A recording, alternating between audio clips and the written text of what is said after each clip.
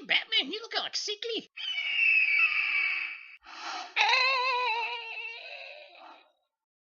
That thing is really pissed off.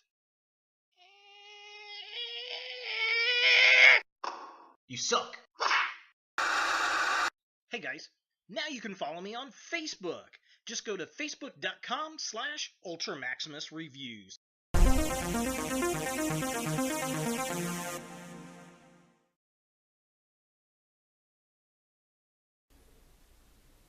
Hey guys, Ultra Maximus back with another toy review, and today we're taking a look at another Batman vs. Superman figure. It's the Bat Creature, and I found this at my local Walmart, surprisingly actually. I've never seen this figure out and about in the wild, which is really cool. This was one of the mystery figures to build the grappling or grapnel blaster from the movie DCMU set.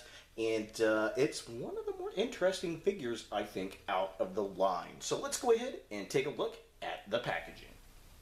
So here we have the Bat Creature in box. It's basically the same box we get with all the other figures. The interesting bit, though, instead of a picture of the Bat Creature, it's just Batman.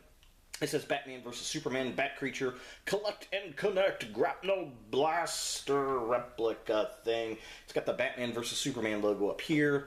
It says DC Multiverse. On the side is a picture of Batman, which is interesting, and it's got a write-up for Batman.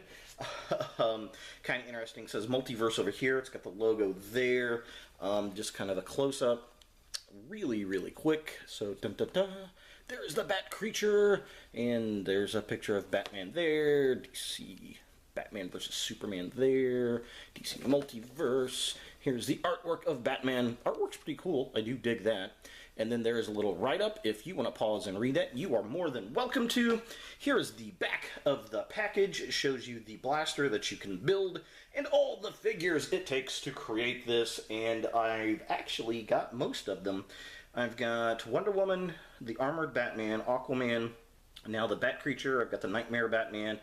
Ironically, I don't have Batman or Superman, and I have yet to see a Lex Luthor. So, I don't know. If I can find these on sale, I may pick them up to complete out the blaster. I don't know. I'm not that into the blaster. I rather would have had a Doomsday Build-A-Figure from the film. I mean, by the time the trailer came out, we knew he was going to be in there, but it is what it is. So here are all the other figures, and I think this is probably the closest we're going to get to a Man-Bat figure. Pretty interesting, but there's the grapnel blaster that you can build, and that pretty much does it for the packaging. Let's go ahead and get the Bat Creature out of box and see what we think. So here we have the Bat Creature out of the package, and first up, I gotta say, this is a really cool looking figure. It's very well painted, it's sculpted nice. There's really only minor complaints I have, and that's really with the articulation, which, I mean, it's pretty well articulated, but being used to Marvel Legends, it's just not the same caliber. He does come with this piece of the grapple gun, which, that could actually be used for a standalone display piece. It kind of looks like an air conditioning unit or some kind of power battery or something. So if you weren't building the grapple gun, then you could definitely use this in some kind of display mode, which is pretty cool.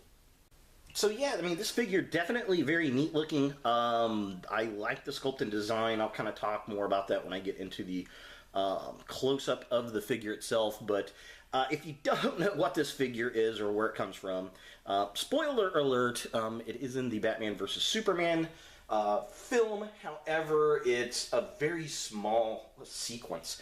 It's actually one of the nightmares that Bruce Wayne has about his mother's grave, and he's in the tomb, and the Bat Creature comes flying out of Martha Wayne's grave and attacks Bruce.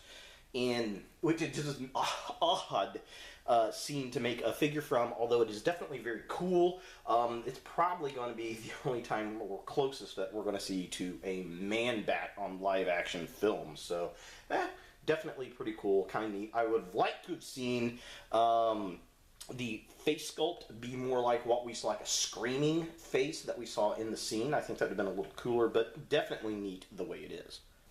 Now, as far as articulation goes, it's really not too terribly bad. Unfortunately, the wings do not expand out, which is sad. They just plug into the back when you get the figure. His head does rotate back and forth. He can look down a little bit.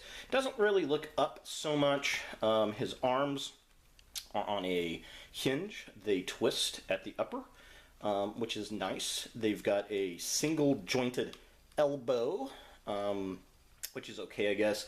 The hands are on a swivel, but there is no hinge, and that's really annoying. And then he does have a diaphragm joint. He can look down that far. He can actually look really far up. And of course, he can twist the upper. There is no waist twist. There is a twist at the top of the thigh here. And then he's got a ball joint on his leg, but it's very limited due to the design.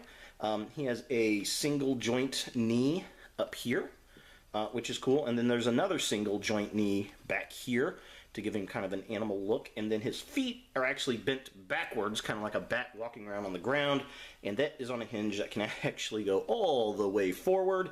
There is no ankle pivot on this figure, unfortunately. Really, about the only thing as far as the articulation goes on this guy that I would like to have seen a little bit better would have been the ankle pivot and a wrist hinge. Other than that, it's actually done really well. So taking a closer look at the figure, I love the paint job on this guy. A lot of dry brushing, a lot of subtle details. The head sculpt, very nice, very creepy. Again, I wish I would have had a screaming face on it, or an interchangeable face. That would have been cool. Ears are painted really, really well. He's got this hair that kind of goes down his back. Very nice. The wings look cool. They're all folded up. Unfortunately, there is no paint application on the wing. That's probably the weakest point on the figure. I would have liked seeing some paint apps up on the little claws at the top. I think that would have been pretty neat, but the rest of the figure got a really nice treatment. All the veins running into his little pale, ghastly skin. Very cool looking. Taking a look at the midsection of the figure, again, the wings are all folded up, looking cool. I like the spine on the bottom of the figure there, his little tiny tail. I like the little flaps on the back of his arms. Arms are done really, really well. The hands, while they're done well, they look like gloves because they're so much darker than the rest of the figure. I don't know, they're just kind of really weird, but he did have those kind of hands in the film, so I guess I'll give it to it. But definitely very cool looking. And of course, taking a look at the bottom of the figure, probably one of the more interesting aspects of the toy. I like how the haunches on the legs are set, very animalistic, and I like how the feet are backwards. Again, kind of like a bat that's walking around on the ground that you would see. So that's very cool, very detailed, well painted. The only thing about that is the feet are nice and dry brushed and have a lot of really good paint apps. You know, they could potentially scrape if it's played with over and over. So be aware of that, anyone giving this to a child.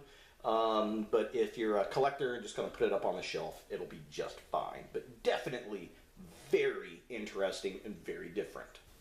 For comparison, here we have the Bat Creature with two of the other figures in the line. It's the Nightmare Batman in the 6-inch scale. And then we've got probably one of the worst looking figures in the line, which is Wonder Woman from the same lineup. And, well, Batsy is a bit taller. I don't know where my armored Batman is to show off, which is kind of annoying.